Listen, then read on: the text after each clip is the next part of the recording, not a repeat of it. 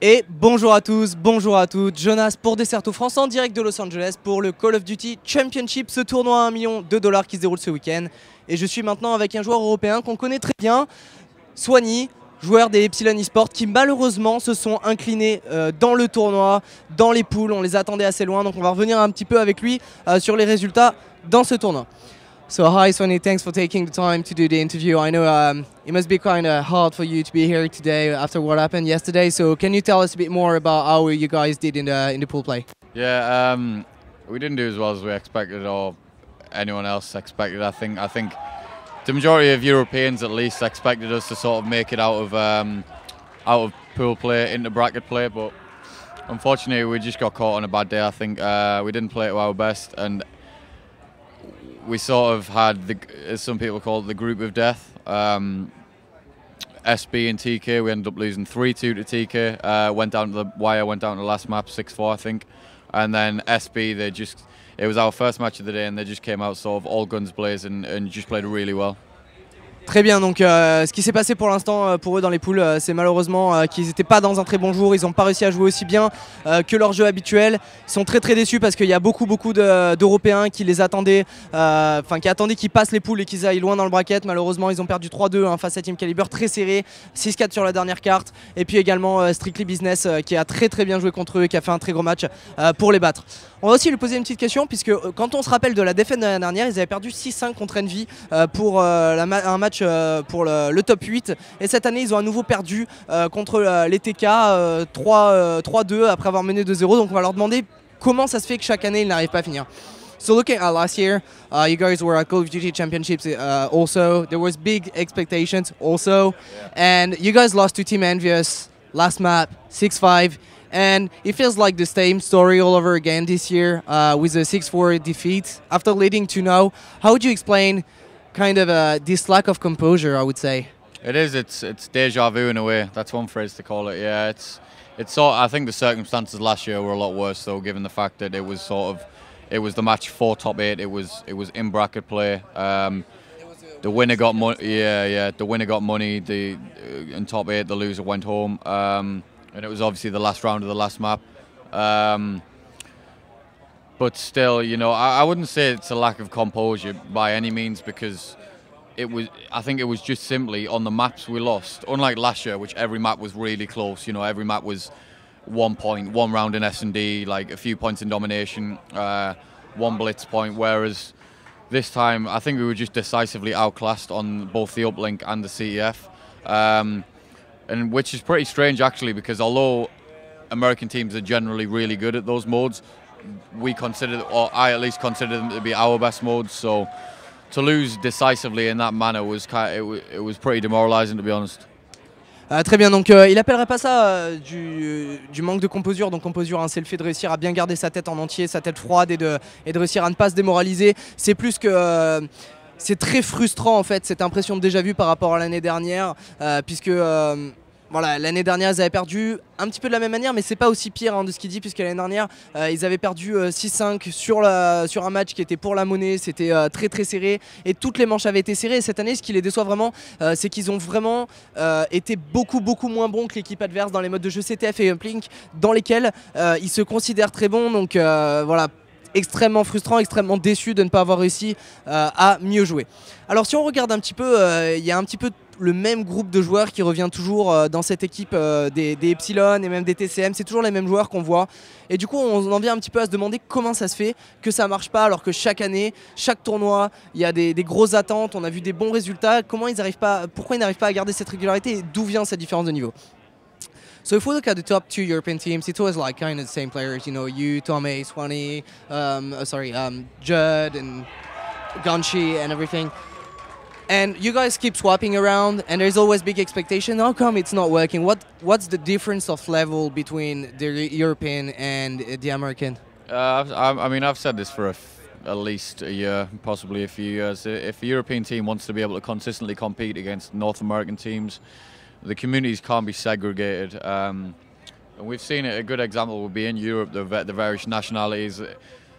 Sure, it's due to language barriers for the most part, but the various nationalities, their communities are segregated as well. So French teams they sometimes scrim against English teams and vice versa, but rarely do French players compete against English players regularly, or Spanish players compete against French players regularly, or Italian or German or Dutch, etc. The communities aren't amalgamated; they're not one entity. They're all sort of separate, and that's kind of the same with the US and the EU community, and that because we don't consistently have the opportunity to compete against them, practice against them, they're improving at a faster rate because not just the quality of competition, but the quantity of competition available over there far exceeds what's available in Europe. So naturally, they're going to improve at a faster rate, and thus it kind of leaves us behind. If a European team wants to succeed and wants to consistently compete and challenge for top 8, top 5, even top 3 placements, they need to at least be competing against the US teams. For a few months out of the year or something like that, whether it's a boot camp or as TCM have done, you've seen they've got the house, they've got the league spot, and I think that's really beneficial for the team, and that's the only way where a European team will be able to compete. Très bien, donc il y a plusieurs facteurs selon lui, une réponse vraiment développée de la part de Swanny. Si vous comprenez l'anglais, vous aurez vraiment le détail très intéressant ce qu'il dit. Mais notamment la première chose, c'est que la communauté européenne est très séparée selon lui. Donc on voit rarement, enfin de temps en temps par exemple les joueurs français vont jouer les Anglais, de temps en temps les Français vont jouer les Espagnols. Mais c'est pas régulièrement que toutes les équipes européennes vont jouer comme une seule entité comme on a aux US. Les communautés sont très séparées. Et déjà ça fait un petit peu ce qu'on voit avec les teams anglaises qui sont bien meilleures que les Françaises et derrière les Allemands, etc. Donc vraiment, cette communauté qui n'est pas rassemblée, qui n'est pas une seule, n'arrive pas à progresser au même niveau partout dans tous les pays comme on le voit actuellement. Également, il y a beaucoup plus de compétition qui est disponible en termes de tournois, mais aussi en termes d'équipe au niveau de l'Amérique du Nord. Et c'est vraiment un gros problème. À cause de ça, naturellement, ils progressent beaucoup plus vite, ils progressent de manière beaucoup plus linéaire, les équipes jouent tout le temps entre elles et ça fait un petit peu le serpent qui se mord la queue par rapport à ça. Il pense que selon lui, la clé pour les équipes européennes, si elles veulent réussir face aux équipes américaines, c'est d'aller plusieurs mois par an aux États-Unis, comme l'ont fait les TCM. Il dit que c'est vraiment très bien pour l'équipe qui ont racheté un spot en Ligue MLG pour pouvoir jouer régulièrement contre les Américains. Pour lui, ça va être le seul moyen de réussir à rattraper ces Américains. Alors, on va poser une dernière question à Swanny, bien évidemment, ça va être sur son avenir. On sait qu'il a joué avec Optic il n'y a pas très longtemps, Optic Nation. Voilà, savoir s'il souhaite renouveler cette expérience ou au contraire rester en Europe. So now looking at the future for you individually and also for Epsilon, what do you think is going to happen? We know that you've teamed in the US. Congratulations on that, by the way, playing in Optic. Is that something you want to do again? Are you looking again moving to America, or are you looking to maybe stick with Epsilon and do you proud? If I had the opportunity to pursue it again, and specifically if I had the opportunity to join Optic again, I 100% would, because I kind of regard it as sort of the best, well, one of the best experiences I've ever had, both in-game and out of game, which is like super important as well, the whole social aspect of it and just how fun it was, If I am to sort of stay in Europe and sort of try and retain our title in Europe as one of the best teams, then it'd be definitely with this current Epsilon team. I'm not sure how the other guys feel about that, because I expect them to take it, especially Josh, considering it's his first champs. I expect them to take the loss hard. But yeah, if I did have the opportunity to move over to America again, I'd have to consider it, because it's a dream. It's something I've always wanted to pursue within game, and yeah. But obviously, in Europe as well, the scene's growing rapidly. Especially with events such as Gfinity. There is a lot in Europe for the up and coming players. Très bien, donc bien évidemment, s'il avait l'opportunité de retourner jouer aux États-Unis, il aimerait absolument le faire, surtout avec Optic. C'est une des meilleures expériences de sa vie de gamer, que ce soit sur le plan du jeu ou en dehors du jeu. Ça a été extrêmement fun, ça lui a beaucoup apporté et il a beaucoup aimé ça. On voit quand il en parle que c'est quelque chose qui lui a beaucoup plu. Donc forcément, s'il pouvait, il le ferait. Après, si jamais il n'avait pas cette opportunité, bien évidemment, il aimerait rester chez Epsilon avec cette core team. Donc voilà, ce noyau dur, ça va être un petit peu... il ne sait pas encore comment ça va se passer avec les autres joueurs, puisque voilà, il s'attend à ce que Josh le prenne un petit peu difficilement, vu que c'était son premier premiers Call of Duty Championships. Mais quoi qu'il en soit, voilà, l'Europe, ce serait pas si mal, même s'ils ne pouvaient pas aller aux US avec toutes les choses qui se passent dernièrement, notamment de plus en plus de tournois Infinity, de plus en plus d'opportunités.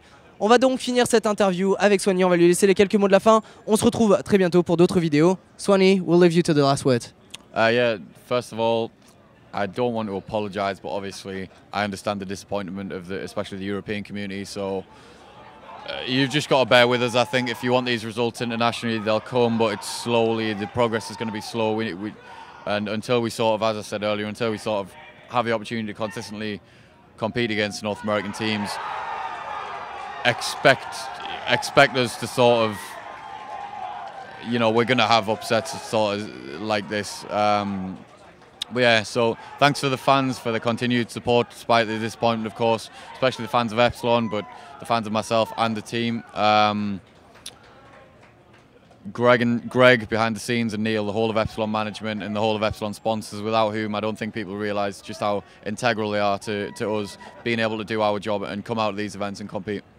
Très bien, donc un grand merci à la communauté pour le soutien, bien évidemment le management des Epsilon, Greg et Neil hein, surtout qui font un travail incroyable pour que les joueurs d'Epsilon puissent se rendre à cet événement. Et puis pas un désolé à la communauté, mais tenez bon, on va finir par y arriver, on va finir par battre ces équipes américaines. Le progrès va être lent, c'est quelque chose qui ne va pas être facile du jour au lendemain, mais on va prendre cette opportunité à fond de progresser. Et puis un jour, ça finira par arriver. Il ne faut pas laisser de petites défaites gâcher la plus grande image. A très bientôt sur Desserto France.